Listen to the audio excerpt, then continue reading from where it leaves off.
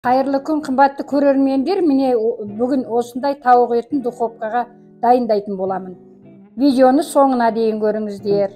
Соған дәмдеуішті мен өзім қолдан жасайын деп тұрмын. Міне алдымен дәмдеуіш блендермен тартып қойған, міне помидорды, қызанақты, міне чеснок, кішкене тұз да қосайын деп тұрмын. Мен алдын ала оны маринадтағым келген жоқ, осылай істейін деп тұрмын. Бәрін өз қолыммен өзім дәмдеуіш жасап істеп көрейінші деп тұрмын. Мынау паприка, міне паприка кішкентай қасықпенен 1,5 қасықтай қостым.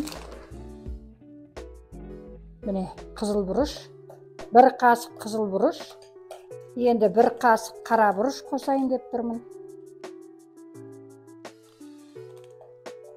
Міне алдына ала кептіріп қойған кинзам бар.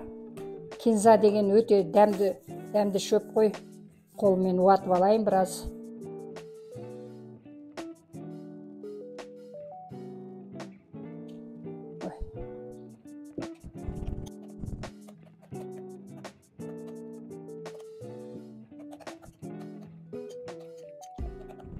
Енді мына оливковый масло дейді ғой.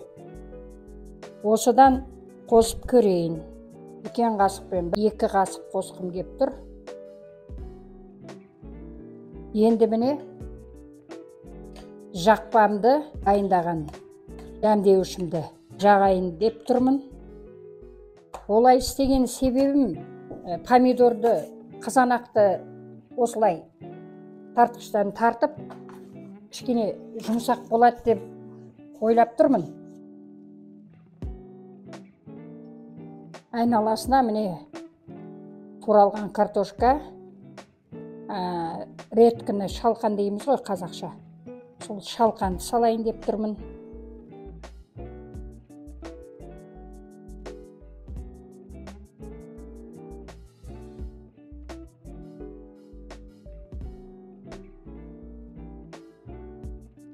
Жаңа мен дәмдеуішке осылай лимон сығып салайын деп ойлағам. Мұтып кетіптім міне. Енді өзіне тамызайын.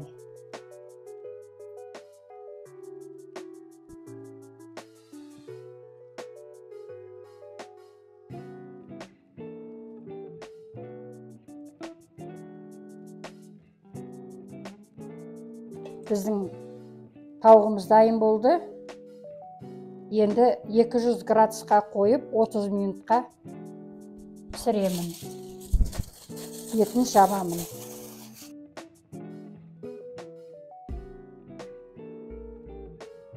Қымбатты көрермендер, міне менің тауығым дайын болды.